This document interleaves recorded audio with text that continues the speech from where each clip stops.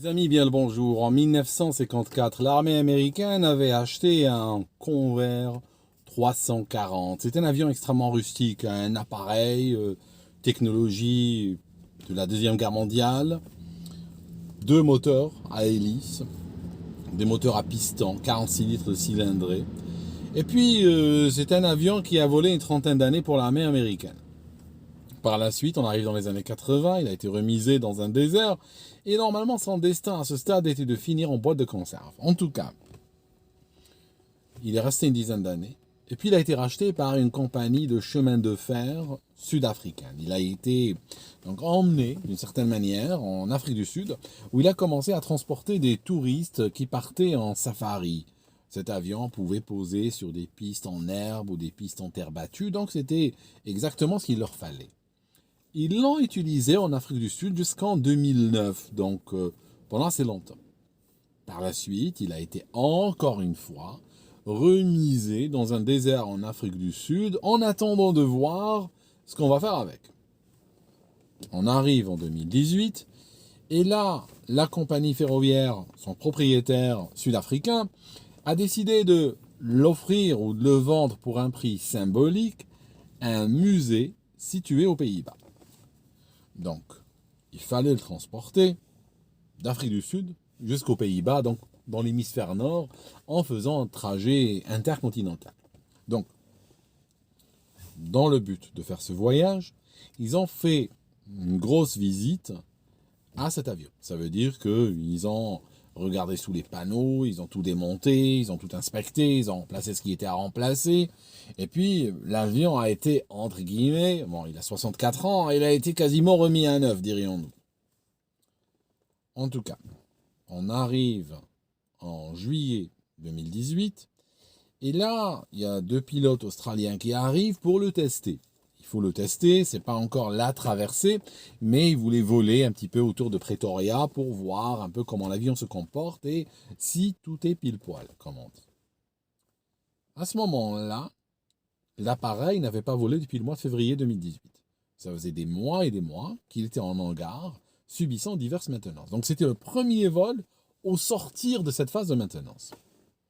Sur ce, ils vont embarquer, en tout et pour tout, 19 personnes à bord de cet avion. C'est assez étrange, c'est assez extraordinaire de voir un appareil sortir de maintenance, être bourré de passagers pour son vol d'essai, mais bon, voilà, c'est exactement ce qu'ils ont fait. Ils ont eu la prudence de signer une décharge de responsabilité aux passagers. En tout cas, quand l'appareil s'aligne pour décoller, on a commandant de bord 64 ans, 18 000 heures de vol. C'est un ex-commandant de bord de chez Qantas. Il était sur Airbus A380. Il a même été instructeur sur cet appareil-là. Néanmoins, l'Airbus A380, qui est un avion défini par ordinateur, littéralement, n'a strictement rien à voir avec cette antiquité qu'est le Convair 340. À droite dans le cockpit, on a un copilote, lui aussi, un Australien, et puis féru d'anciens avions. Et pareil, il était sur Airbus.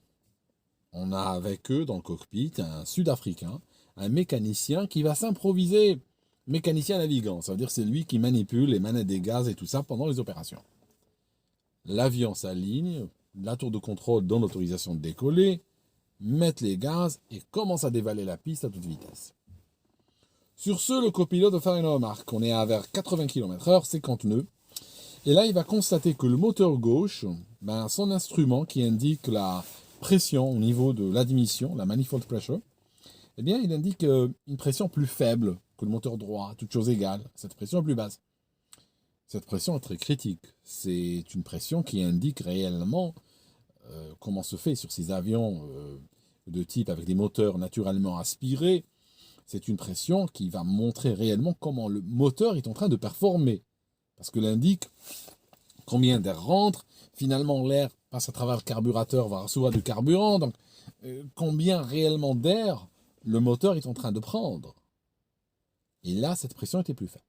Il va le signaler, mais ils vont décider quand même de continuer le décollage. Alors pourquoi ? Pourquoi ? Tout simplement parce que, voilà, c'était pas la première fois que cette aiguille était défaillante, enfin, qu'elle montrait une pression défaillante. Que faut-il faire dans ces situations-là? Parce que ce n'était pas le premier vol que ça arrivait. Que fallait-il faire? Il fallait faire à cet avion, à ces moteurs, un test de compression. Alors le test de compression, si je vous le décris comment ça se passe dans un aéroclub pour un Cessna 152 muni d'un moteur Lycoming à 4 cylindres, ça marche comme ceci. Il faut aller sur les 4 cylindres, il faut enlever le capot, aller sur chacun des cylindres et enlever l'une des bougies. Parce qu'il faut savoir que dans l'aviation, il y a 2 bougies par cylindre. C'est-à-dire qu'on a 2 circuits d'allumage indépendants. Chacun a sa magnéto et chacun a ses bougies. De sorte que s'il y a un circuit d'allumage qui tombe en panne, le moteur va quand même continuer à performer normalement. Il va peut-être perdre 50, 100 tours par minute, mais il sera toujours là. En tout cas, ce qu'il faut faire, c'est enlever les bougies. Par la suite, ce qu'il faut faire, c'est, une fois que les bougies sont enlevées, l'hélice peut tourner librement. Donc ce qu'il faut faire, c'est prendre le piston qu'on veut tester. Il faut les tester tous, mais on commence un par un. Donc, et il faut savoir, il faut voir où est le piston, n'est-ce pas? Hein, il faut mettre le doigt, il faut passer le doigt à travers l'orifice, rester libre une fois qu'on a enlevé la bougie. Et puis, tourner l'hélice, n'est-ce pas? Tourner l'hélice doucement jusqu'à sentir la position du piston. Alors, il faut voir où est le piston. Il faut être sûr qu'on est en compression. Ça veut dire que les 2 soupapes sont fermées. Hein, donc, il faut tourner l'hélice et voir un petit peu avec le doigt si on sent de la pression qui arrive. Une fois qu'on positionne correctement l'hélice, ce qu'on fait, on prend un tube, d'accord? On va le visser sur l'orifice de la bougie. On le branche sur un compresseur un peu spécial. Ce compresseur est muni de 2 manomètres. Il y a un premier manomètre qui donne quelle est la pression qui sort du compresseur. Un deuxième manomètre donne la pression à l'intérieur du cylindre. Alors, si on a un cylindre qui est fissuré, qui a un problème quelconque, il ne va pas pouvoir retenir la pression d'air. Donc par exemple, on injecte dedans 5 bars, mais on voit qu'il n'arrive pas à monter plus que 3 bars par exemple. Il y a une fuite d'air quelque part. Et dans ce cas-là, ce qu'il faut faire, il faut écouter.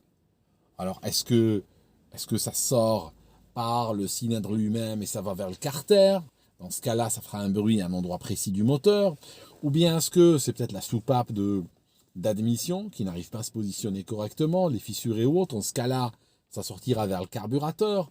Ou bien est-ce que c'est en train de fuir du côté de la soupape d'échappement? Dans ce cas-là, on peut l'entendre dans l'échappement. Et c'est pas évident, parce qu'il faut écouter dans l'échappement, n'est-ce pas, mettre l'oreille. Et puis, avec le bruit du compresseur juste à côté. Et en plus, le moteur, idéalement, ça doit se faire un moteur chaud. D'accord? On peut le faire à froid, mais idéalement, il faut que le moteur ait tourné. Donc, il faut que le moteur soit chaud. Donc, qu'est-ce que je suis en train de vous raconter? Je suis en train de vous dire que cette maintenance est assez cauchemardesque à faire déjà sur un Cessna qui est muni d'un moteur à 4 cylindres. Vous savez combien il y a de cylindres sur les moteurs d'un Convair 340? Il y en a 18 par moteur. Donc, il y en a 36 en tout. C'est des moteurs en double étoile. Il y a 9 cylindres par étoile. Ça veut dire que littéralement, faire cette maintenance sur le Convair, d'accord, c'est comme la faire sur 9 Cessna 152. C'est un travail énorme, compliqué, et en particulier rendu compliqué par l'ancienneté de ces moteurs-là, pour lesquels on ne trouve pas de spécialistes. Enfin, on trouve des spécialistes de nos jours, mais ils peuplent les cimetières, leurs noms sont gravés sur du marbre. Je vous parle de moteurs des années 40, il n'y a plus personne qui travaille sur ça aujourd'hui. Que vont faire les Sud-Africains? Les Sud-Africains vont aller vers le plus simple. Ils vont dire, la jauge qui indique la pression est défectueuse. Donc chaque fois que on leur a signalé une baisse de pression, ils ont pris la jauge, ils donnent un coup d'air comprimé dessus, un coup de brosse, et ils la remettent et ils déclarent que bon, c'est réglé. Ils ont fait cela à plusieurs reprises. Par la suite, quand ils ont fait la grande maintenance qui précédait le grand voyage vers les Pays-Bas, eh bien, ils ont déclaré qu'ils ont fait les tests de compression. Mais ils ne les ont pas fait. Évidemment, ils ne les ont pas fait. Parce que s'ils les avaient fait, ils auraient remarqué que le cylindre 7 et 13 avait de gros problèmes. L'un des cylindres avait un segment cassé. Segment cassé, les segments sont des sortes d'anneaux en métal qui sont placés dans des gorges qu'il y a tout autour des pistons. Ces gorges-là que vous voyez autour des pistons, c'est des gorges qui servent à recevoir les segments. Les segments agissent comme des sortes de de joint en réalité. Ils vont éviter que l'air ne passe entre la chambre et le piston. Donc ça, il y avait un segment qui était brisé, mais qui restait en place, mais n'était pas efficace du tout. Plus grave encore. Sur un autre des cylindres, sur le moteur 1, il y avait une soupape d'échappement qui était cassée, qui était fissurée, et qui avait commencé doucement à perdre des morceaux. C'est quoi le résultat net de ceci? Le résultat net, c'est comme si on avait un croisement de soupape permanent. Ça veut dire quoi? Si vous regardez les véhicules de sport, par exemple, les véhicules de rallye, les gars, ils donnent un coup d'accélérateur, vous avez un mètre de flamme derrière. Pourquoi? Parce que si vous considérez le moteur à 4 temps, le 4 temps qui a été théorisé, corrigez-moi si je me trompe, a été théorisé par le français Beau de Rochas. Dans ce moteur à 4 temps, c'est une sorte de valse à 4 temps que fait le cylindre ou le piston. Et en fait, on a les soupapes qui vont jouer un jeu, qui vont s'ouvrir et se fermer en fonction de ce que fait le cylindre, de ce que fait le piston. Par exemple, si le piston est en train de compresser l'air mélangé à du carburant, naturellement, les deux soupapes doivent se fermer pour permettre une explosion, une compression. Sinon, ça ne sert à rien. Donc, compression, les deux soupapes sont fermées. Quand on finit d'avoir une explosion, bam, explosion, le piston descend. C'est le seul moment où il va donner de l'énergie au moteur. Le reste du temps, il en consomme. À ce moment-là, le piston remonte et qu'est-ce qu'on fait? On ouvre la soupape d'échappement pour permettre d'évacuer les gaz brûlés. Quand on arrive tout en haut, qu'est-ce qu'on fait? On ferme la soupape d'échappement, on ouvre celle d'admission. Le piston descend en aspirant de l'air avec du carburant. Clac, quand il arrive tout en bas, la soupape d'admission se ferme et recompression et après re-explosion et ainsi de suite. Bon. Si vous remarquez le cycle théorique tel qu'il est sur le papier, on a tout le temps, soit les deux soupapes sont fermées, soit on a une seule qui est ouverte. On n'a jamais les deux soupapes ouvertes en même temps. Ça, c'est en théorie. En pratique, sur certains véhicules, comme par exemple les véhicules de rallye, sur les avions, ce qu'on peut faire des fois, c'est créer ce qu'on appelle un croisement de soupapes. C'est-à-dire que faire de l'avance et du retard sur les positions des soupapes pour pouvoir améliorer la situation. Par exemple, typiquement, ce qu'on peut faire, c'est explosion, on est encore en train de descendre, et qu'est-ce qu'on fait? On n'attend pas. À ce stade, ce qu'on va faire, on va ouvrir la soupape d'échappement pour que l'air chaud commence déjà à sortir, parce que le cycle c'est fini, il n'y a plus d'énergie dedans, et on ouvre plutôt la soupape d'admission pour qu'elle envoie de l'air avec du carburant qui va nettoyer littéralement la chambre, moyennant une augmentation de la consommation de carburant. Donc on sacrifie un peu de carburant pour nettoyer le contenu du cylindre.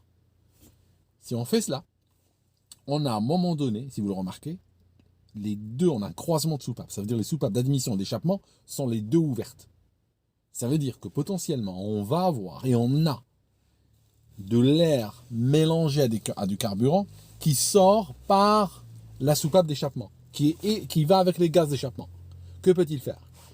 Dans certains cas, comme dans les voitures de rallye, il y en a tellement qu'il peut même prendre feu à la sortie du pot d'échappement. Ok, vous voyez le truc, d'où l'expression péter le feu. Donc, dans le cas qu'on va avoir ici, au moment du décollage, que va-t-il se passer? La soupape d'échappement va avoir un petit morceau qui va sauter complètement. Donc, elle sera constamment ouverte sur le cylindre numéro 13. Donc, qu'est-ce qu'elle va faire? Chaque fois que le piston descend, il y a du carburant qui arrive avec de l'air et on repousse, il n'y aura pas de compression. Il va pousser l'air mélangé à du carburant dans le circuit d'échappement, à travers la soupape d'échappement fissurée. Donc cet air va faire quoi? Il va prendre feu dans le système d'échappement. Ok? Bon. Cette soupape fissurée aurait été détectée si on avait fait correctement le travail de mécanicien. Mais ça n'a pas été fait.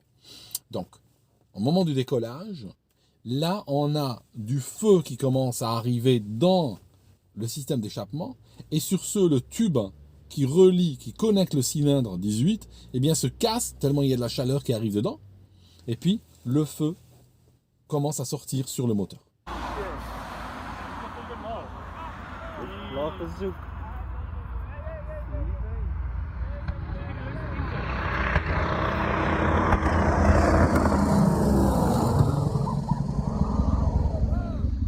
D'accord? Donc à chaque cycle, on a du feu qui est alimenté par le moteur lui-même, par ce cylindre-là, qui commence à sortir du moteur. Les pilotes accélèrent, décollent, et sur ce, les passagers commencent à leur gueuler, il y a du feu, il y a du feu, il y a du feu sur le moteur gauche. Prennent leur montée. Le contrôleur aérien voit le moteur en feu, il leur dit, vous pouvez revenir atterrir où vous voulez, toutes les pistes sont à vos dispositions. C'est le genre d'autorisation qu'aucun pilote n'aimerait obtenir dans sa vie. Et là, nos pilotes vont faire une erreur quand même monumentale. Malheureusement, ils ne vont pas gérer cette panne. Parce qu'il y a une panne, là, clairement, mais il n'est pas géré. Alors, des réacteurs d'avion, très souvent, par exemple, sont montés sur des nacelles. Ça signifie, si vous remarquez, ils sont loin des ailes. Si un réacteur commence à cracher du feu, en général, ça ne va pas aller vers les structures de l'avion. Il peut cracher autant de feu qu'il veut. Ça ne va pas toucher l'avion. C'est impressionnant, c'est effrayant à voir, mais ça ne risque pas de toucher, par exemple, l'empennage, ou toucher l'aile, toucher la cabine. Sur ces moteurs à hélice qui sont noyés dans la masse de l'aile, c'est une autre histoire. On a un moteur qui est en feu. C'est quoi le premier danger? Le premier danger, c'est que ce feu-là commence doucement à contaminer, à toucher la structure de l'aile. Donc, normalement, c'est quoi l'action dans un Convair 340 quand on a un feu moteur? Ah ben, c'est comme pratiquement tous les avions de ce type. C'est la même histoire.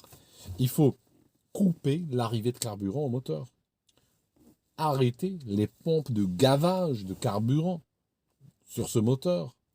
Fermer les... Il y a des clapets, il y a des volets qui permettent d'entrer de l'air dans le moteur. Il faut les fermer. Il y a des boutons qui permettent de les fermer. Donc le moteur s'arrête. Mettre l'hélice en drapeau. Il y a également dans le Convair, comme dans beaucoup d'avions de ce type, il y a des extincteurs. Il faut appuyer sur un bouton et l'extincteur est vidé dans le moteur. D'accord? Donc pratiquement, cette histoire aurait pu se terminer en 30 secondes. Ça aurait été réglé. Ils auraient volé sur le moteur 2, ils auraient fait un tour, seraient revenus atterrir. C'est tout, c'est rien de méchant. D'accord, le moteur a pris feu, mais il y a quelques gestes, clic, clic, clic, c'est réglé en 30 secondes, le moteur s'éteint, parce que le moteur c'est quoi? C'est de la fonte, il n'y a rien qui prenne feu dedans. Il y a l'huile et il y a le carburant. L'huile, elle ne va pas se prendre feu comme ça, il faut une température super élevée pour qu'elle prenne feu, et c'est un feu qui n'est pas pérenne. Donc la seule chose qui peut brûler dans un moteur, c'est le carburant. Qu'est-ce qu'on peut faire? On peut juste supprimer le carburant en coupant la valve et en coupant les pompes qu'il lui donne. Et à ce moment-là, au bout de 10 secondes, soit il s'éteint tout seul, soit pouf, envoyer l'extincteur et l'histoire s'arrête. Eh bien, ces pilotes, pour une raison inexpliquée, ils n'ont rien fait de tout cela. Ils ont continué à voler avec le moteur en feu. Il y a des passagers qui ont filmé, la vidéo avait fait le tour du monde à l'époque, en 2018. Les passagers filment et on a un avion qui survole la région avec son moteur gauche crachant le feu. Le problème, c'est que le commandant de bord commence doucement à réaliser qu'il n'a pas de contrôle latéral. Ça veut dire que l'avion, il commence à devenir de plus en plus difficile à gérer. Pourquoi? Parce que tout simplement, le feu va attaquer un des longerons de l'aile, il va faire un trou dedans, le métal va commencer à fondre, et par la suite, le feu qui s'engouffre à l'intérieur de l'aile commence à attaquer un des câbles de l'aileron gauche. Comme l'aileron gauche et l'aileron droit sont connectés ensemble, sur ces avions-là, généralement, il n'y a pas d'hydraulique. Je ne sais pas, honnêtement, pour le A340, pour le Convair 340, mais vraisemblablement, il n'y a pas d'hydraulique sur les commandes. Donc, c'est juste des câbles, des timoneries, des poulies. Alors, le problème, c'est que si le câble de l'aileron gauche va fondre, eh bien, ceci va aussi perturber l'aileron droit. Parce que les deux câbles, les deux ailerons sont connectés.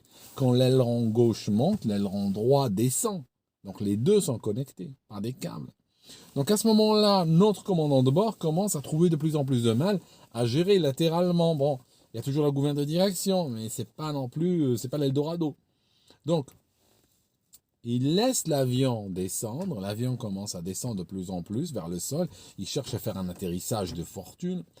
Et à un moment donné, ce qui devait arriver arriva. Il va taper contre le toit d'une entreprise, d'une usine à lait. Il va taper dessus sur le toit.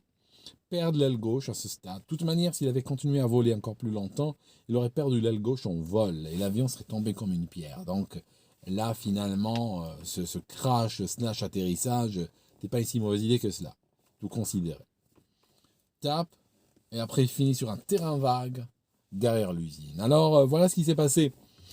Un des ouvriers de l'usine a été tué. Le mécanicien navigant improvisé qui était assis derrière les pilotes a été a été projeté contre le tableau de bord. Il est mort également sur le coup. Le commandant de bord a été gravement blessé. Le copilote aussi. Ces gens-là, il a fallu les désincarcérer. Il a fallu utiliser des équipements comme ceux des accidents de la route pour les sortir de là. Le commandant de bord ne va jamais réellement s'en sortir complètement. Il mourra, il restera hospitalisé pendant de longs mois et il va décéder. Donc le crash a fait 3 morts. Les passagers ont été blessés à divers degrés, mais ont réussi quand même à s'extraire. Donc voilà, c'est un avion vétuste, ancien, impossible à maintenir. Et pour être complètement honnête, je vais vous dire un truc. Ces avions-là, il ne faut plus les utiliser aujourd'hui. Même quand ils sont bien maintenus, ça n'existe pas. Je n'y crois pas. Je n'y crois pas un avion de cet âge-là bien maintenu. C'est impossible. Vous pouvez mettre autant de moyens que pour acheter un Airbus A318 et vous aurez toujours un avion qui a quelque part de la corrosion, quelque part des trucs qui ne marchent pas, des petites choses et des grandes choses qui un jour vont se mélanger pour vous donner un drame. Autre chose aussi, c'est qu'on ne trouve pas les gens compétents pour maintenir ces avions-là. C'est pas possible. Et encore une autre chose encore. Ces avions-là, même si vous trouvez un exemplaire qui a été fabriqué par Convair en 1954 et qui a été rangé dans un hangar et couvert et oublié depuis cette époque-là, et vous le trouvez aujourd'hui avec 0 heure de vol, en condition de neuf littéralement, eh bien vous savez quoi? Il ne sera pas très sûr non plus. Tout simplement parce que l'aviation a beaucoup évolué depuis. Il y a eu beaucoup de morts, il y a eu beaucoup d'accidents, beaucoup de découvertes, beaucoup d'évolutions technologiques et techniques qui ont fait que l'aviation d'aujourd'hui n'est pas la même que les années 50. Si vous volez même avec un avion neuf de 1954, vous aurez le niveau de sécurité de 1954. Ça veut dire avec les crashs et les histoires qu'il y avait à l'époque, des histoires que vous n'avez pas envie d'entendre aujourd'hui. Voilà. En tout cas, ce Convair, vous imaginez qu'il n'est jamais parti aux Pays-Bas et il a été éclaté près de Pretoria, en Afrique du Sud, causant 3 mois. Merci mes amis d'avoir regardé jusqu'ici. On se voit dans une autre vidéo.